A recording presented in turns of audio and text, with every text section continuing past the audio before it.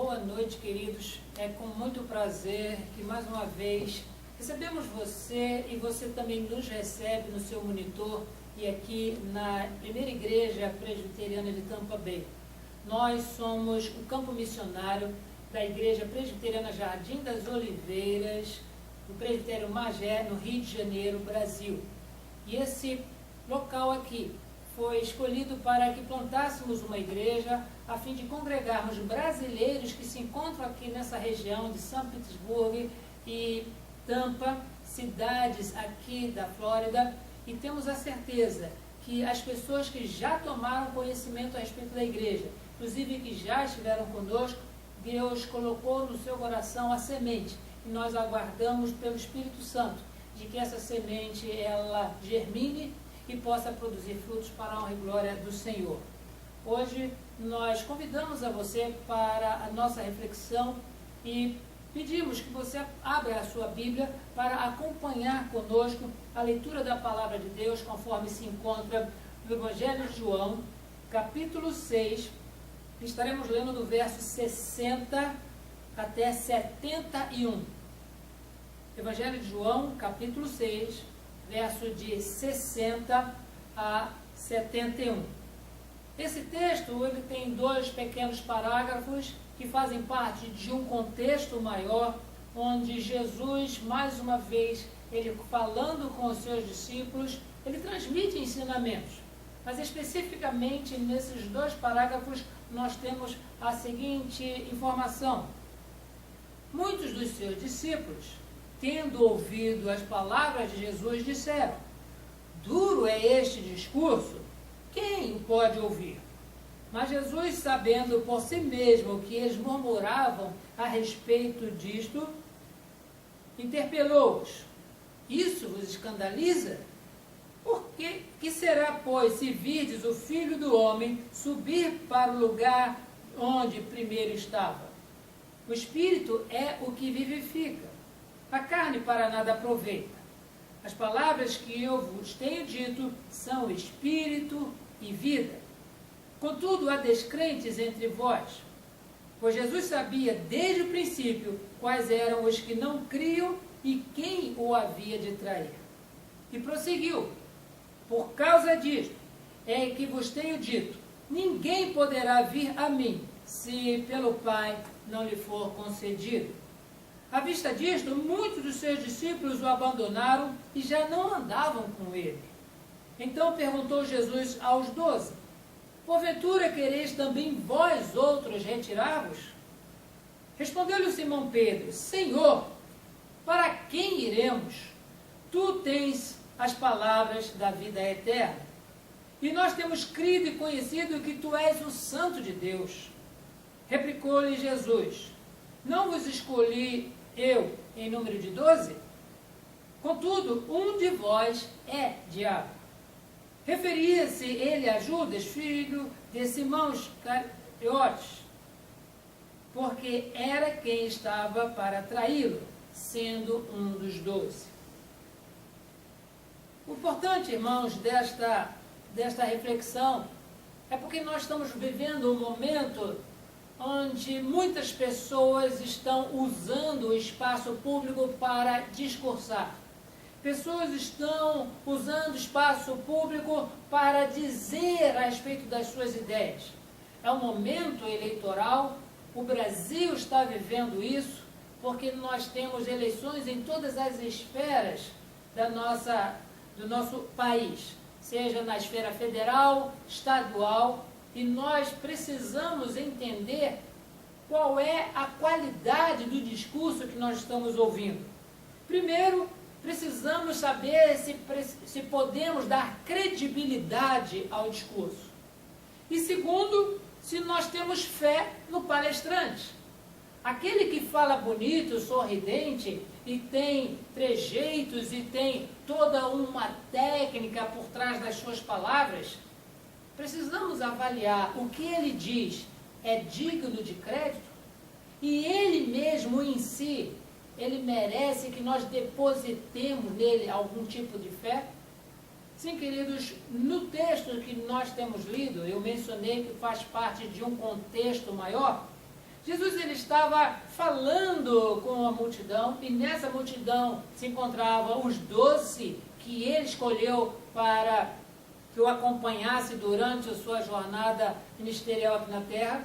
Havia uma outra quantidade de pessoas que o seguiam e são classificados no texto também como discípulos de Jesus. E havia também ainda as chamadas autoridades religiosas, judeus, da classe dos fariseus, dos escribas e alguns sacerdotes também. Todos observando o discurso de Jesus, todos ouvindo o que ele tinha para falar. E dentro daquilo que eles ouviam, eles tiravam as suas conclusões. Mas nós, queridos, ouvimos dentro do contexto imediatamente anterior, que Jesus estava falando a respeito de si mesmo como sendo o pão da vida.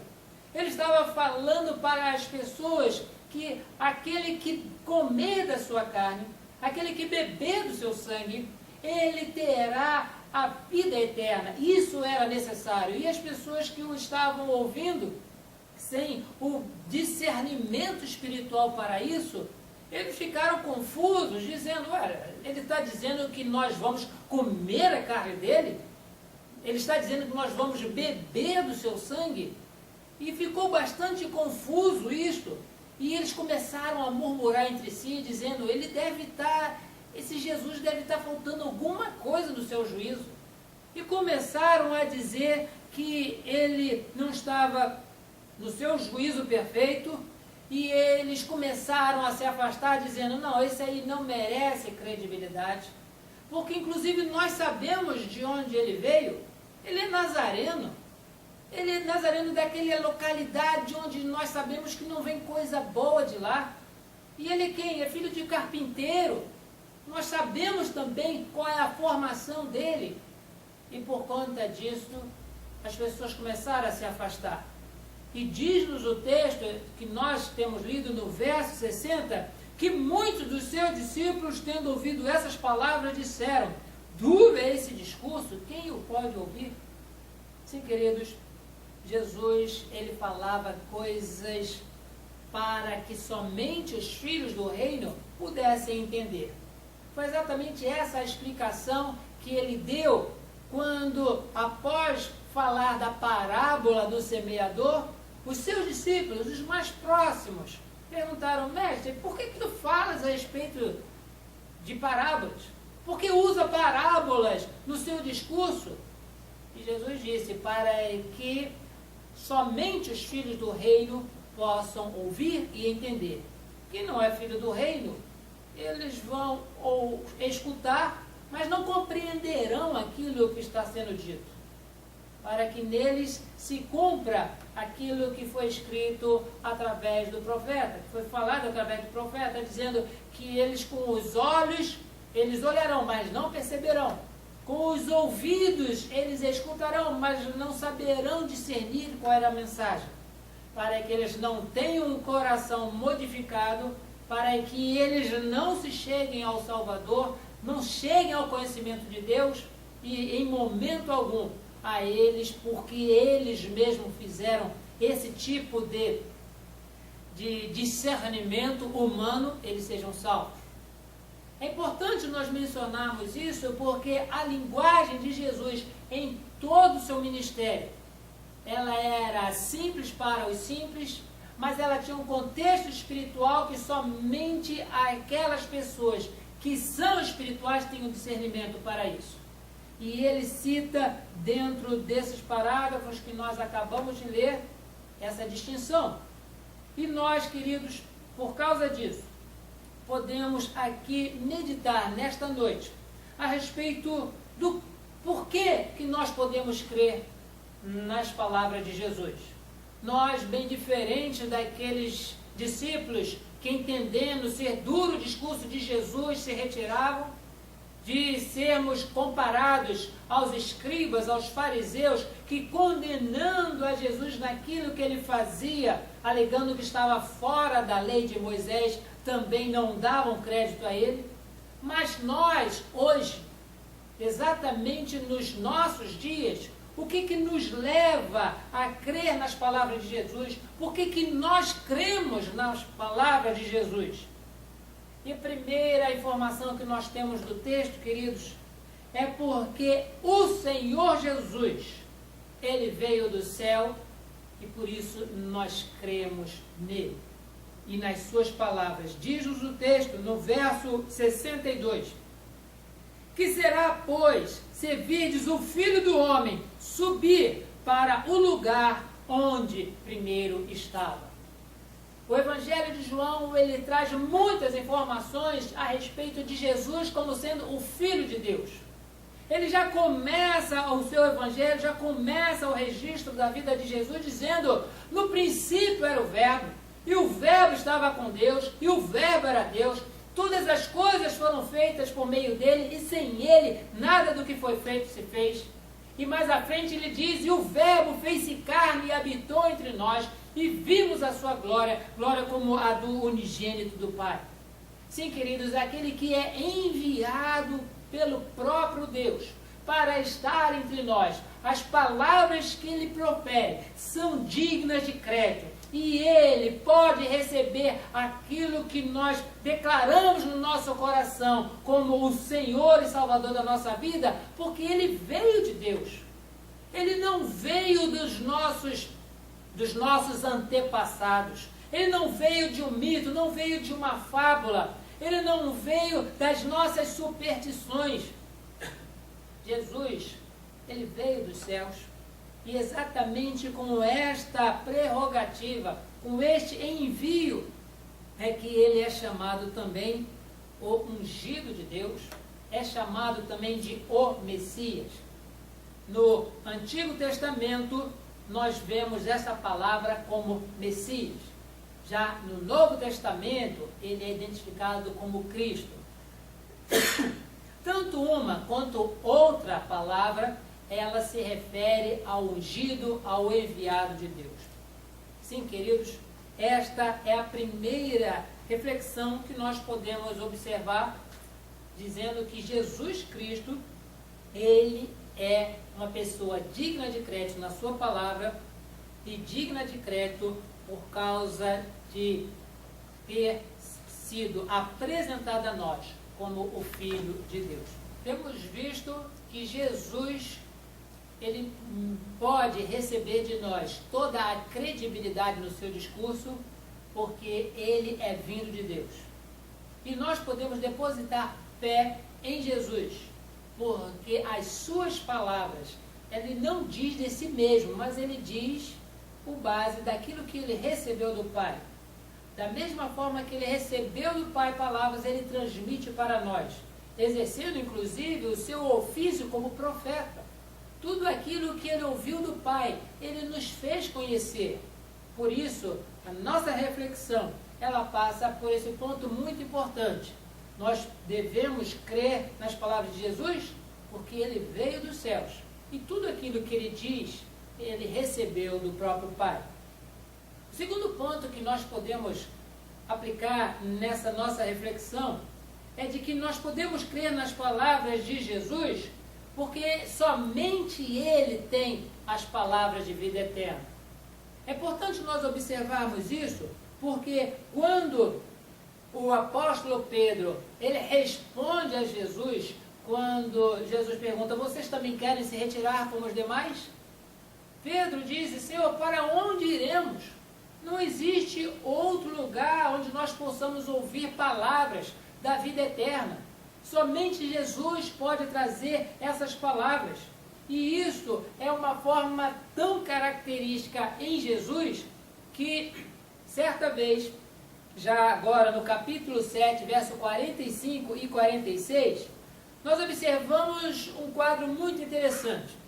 Depois de Jesus ter falado, depois dele ter ensinado, depois de toda a sua fama e murmuração dos judeus ter percorrido aquela região, os judeus, eles mandam guardas prender Jesus. Vão lá e prendam aquele homem e tragam aqui. E diz-nos o texto do verso 45 e 46, que retornaram os guardas, que foram enviados para prender Jesus e perguntaram para eles: ué, cadê o preso? Cadê o Jesus? Cadê o Nazareno? Cadê aquele palestrante da praça que nós mandamos vocês prenderem? E diz-nos assim o registro: voltaram, pois, os guardas à presença dos principais sacerdotes e fariseus, e estes lhes perguntaram: por que não o trouxeste? E responderam eles: jamais alguém falou como este homem. Até os próprios guardas ficaram impressionados com aquilo que Jesus falava. O seu discurso não era um discurso impactante por causa da beleza das palavras, não era um discurso impactante por causa do poder de persuasão, mas era um poder impactante porque transmitia a vida eterna. Aqueles que creem em Cristo têm a vida eterna, e não há nenhum outro para o qual nós possamos ir para ouvir qualquer palavra, qualquer discurso e pensar ter a vida eterna além de Jesus. Só Ele tem palavras de vida eterna, nenhum outro mais. E quando nós observamos esta característica em Jesus, quem não está interessado em vida eterna, foge de Jesus, se afasta, abandona, se retira. Da mesma forma como os judeus e as autoridades religiosas da época ouviam de Jesus todas as suas palavras, mas não se interessavam. Muitos se escandalizavam, outros murmuravam, e conforme diz no texto do capítulo 6, verso 60, se retiravam. Jesus perguntou para os seus próximos discípulos próximos a ele, aquele que ele chamou individualmente para o acompanhar no seu ministério: e vocês também querem se retirar? Pedro, nós sabemos a característica dele. É uma pessoa que tomava a frente para responder as coisas. E nesta forma, deste mesmo modo, Pedro diz: Senhor, essa pergunta também é dura de ouvir, mas eu já tenho uma resposta. Para onde iremos? Se é duro ouvir de ti, dos teus lábios, essas palavras, para onde nós iremos? Porque essas palavras, mesmo sendo duras aos ouvidos de alguns, elas são palavras da vida eterna. Não há para onde nós irmos. E Jesus, ele fica contente com essa resposta, ele fica satisfeito pelo grau de conhecimento e de interação que Pedro e os outros discípulos próximos estavam tendo a seu respeito. E ele continuou. E ele disse: é por causa disso que vos tenho dito, ninguém poderá vir a mim se pelo Pai não lhe for concedido. Infelizmente, ainda há muitos grupos evangélicos no nosso meio que acreditam que muitos podem ir até a presença de Deus através dos seus bons comportamentos, através da sua frequência na igreja, através da leitura em inúmeras vezes da palavra de Deus. Mas o texto registrado e palavras do próprio Jesus disse: ninguém poderá vir a mim se pelo Pai isso não lhe for concedido.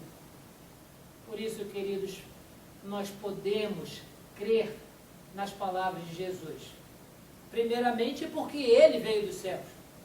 Em segundo lugar, porque as suas palavras são palavras da vida eterna. Por isso nós cremos nas palavras de Jesus. Não há como nós nos deixarmos enganar por outros discursos.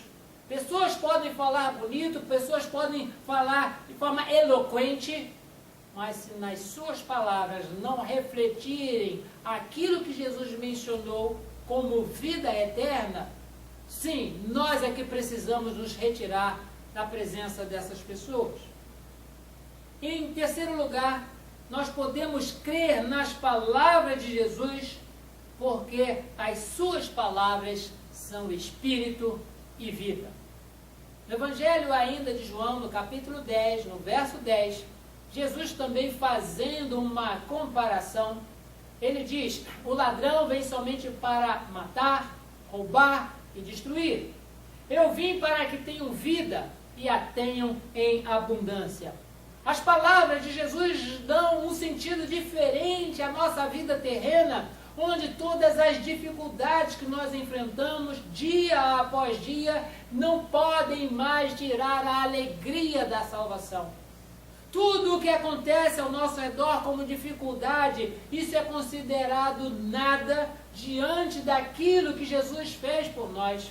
As palavras de Jesus são espírito e vida, porque na fé que nós temos em Cristo, a credibilidade nas suas palavras e contemplando o sacrifício que Ele fez por nós, diz-nos a palavra de Deus, nem diante da nossa morte nós estaremos recuando de sermos alcançados por esta palavra maravilhosa.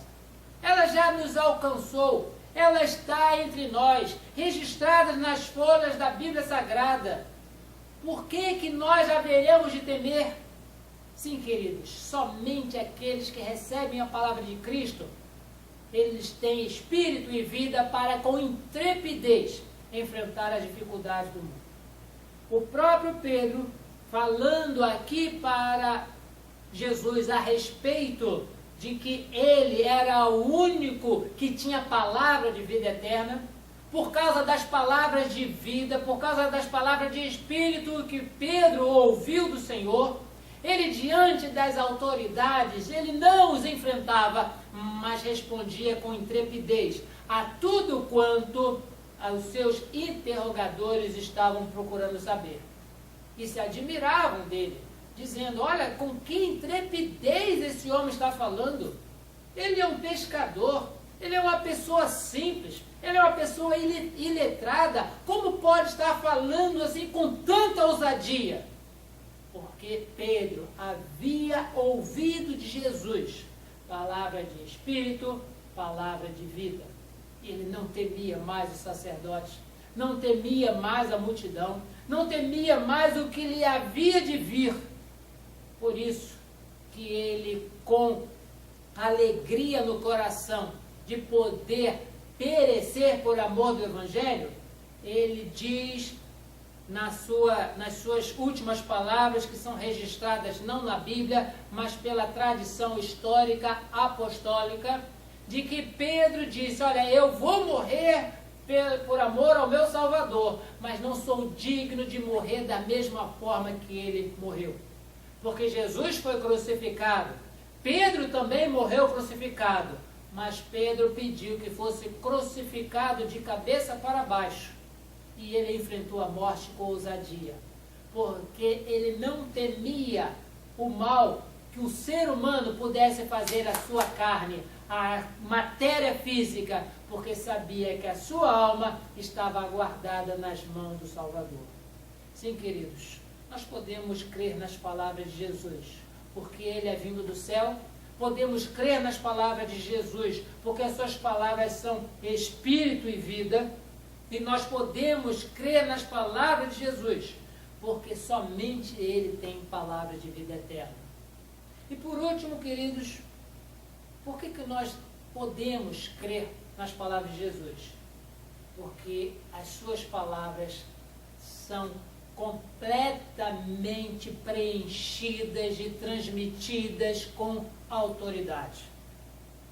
Não foi uma nem outra vez que a palavra de Deus nos evangelhos refere-se de que Jesus, ele falava com autoridade, e não como os escribas e fariseus.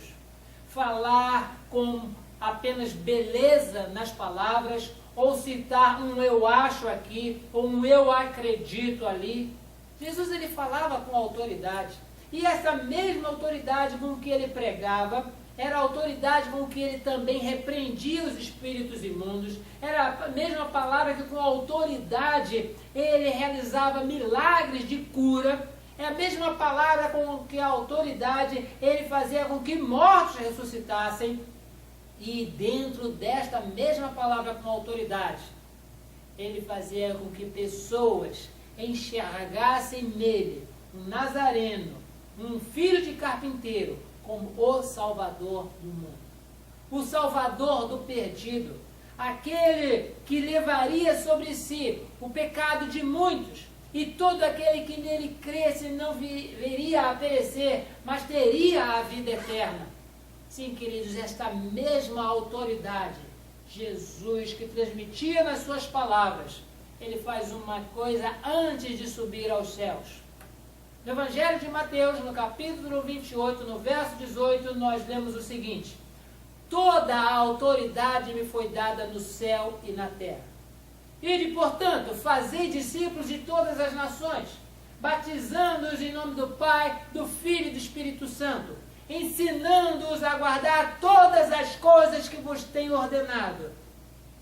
E eis que estarei convosco todos os dias, até a consumação dos séculos. Sim, queridos, nós podemos crer nas palavras de Jesus, porque as suas palavras são autoridade espiritual, não apenas como poder para curar, mas também poder para salvar. Salvar a quem? Curar a quem? Diz o próprio Senhor Jesus Cristo: todo aquele que o Pai me dá, esse virá a mim. Ninguém poderá vir a mim se o Pai não lhe conceder isso. Isso foi transmitido para a igreja. Por isso, uma igreja evangélica, ela está imersa não apenas em conhecimento teológico, isso é importante, mas não é palavra da vida eterna. Uma igreja que vive o evangelho, ela prega as palavras de Jesus, não outro evangelho. O apóstolo Paulo, ele recrimina gravemente na igreja da Galácia que havia entre as pessoas aqueles que tinham passado para outro evangelho, tinham esquecido as palavras de Jesus, estavam pregando agora, mencionando autoridade em outra situação, em outra pessoa, e isso não podia ser aceito, nem na Galácia, nem em nenhuma das outras igrejas que o apóstolo Paulo se reconhecia, muito menos hoje. Não há como uma igreja que se chama evangélica pregar outra coisa que não palavra de Cristo, palavra de vida eterna, palavra de espírito e vida, palavra de autoridade. Sim, queridos, nós temos passado por muitos lugares onde existem palestrantes, mas não pregadores, onde existem muitos discursos, mas não existe uma mensagem. Está mais que na hora de nós observarmos aquilo que Jesus falou e começarmos a praticar. Não palavras de nós mesmos, não palavras que nós entendemos ser bonitas, mas palavras daquele que veio do céu, palavras daquele que fala com espírito e vida, aquele que nos traz palavras da vida eterna, aquele que na sua palavra há autoridade. Sim, queridos, não há autoridade no pregador, não há autoridade na igreja, a autoridade está na palavra de Jesus. E por isso, todo aquele que segue essa palavra, certamente ele enfrentará todas as dificuldades, em momento algum se apartará do Senhor. Lembremos que no início do texto que nós lemos, diz-nos que muitas pessoas achavam duro o discurso de Jesus. Muitas pessoas até se retiravam. Jesus perguntou: e vocês também querem se retirar? Aquele que foi alcançado pela graça salvadora, ele responderá tal qual Pedro: Senhor, para onde nós iremos? Somente Tu tens a palavra de vida eterna. Por isso nós louvamos e bendizemos ao Senhor, porque a sua palavra não passa. Passa o céu, passa a terra, mas as suas palavras não hão de passar. E pregaremos essa palavra de salvação até o dia em que o Senhor nos chamar, ou até o dia em que nós o contemplaremos vir nas nuvens. Mas nós precisamos pregar essa palavra. Palavra de Jesus, palavra de vida eterna, palavra de autoridade. Que Deus possa abençoar assim a sua vida, meu querido, fortalecendo você a cada dia em não apenas ouvir, mas ser praticante das palavras de Cristo. Não apenas achar bonito, mas dar credibilidade e exercer fé no Filho de Deus. E em fazendo isso, certamente a sua vida será transformada de tal maneira que até diante da morte você confessará com a sua boca que Jesus Cristo é o Senhor. Que Deus assim o abençoe. Amém.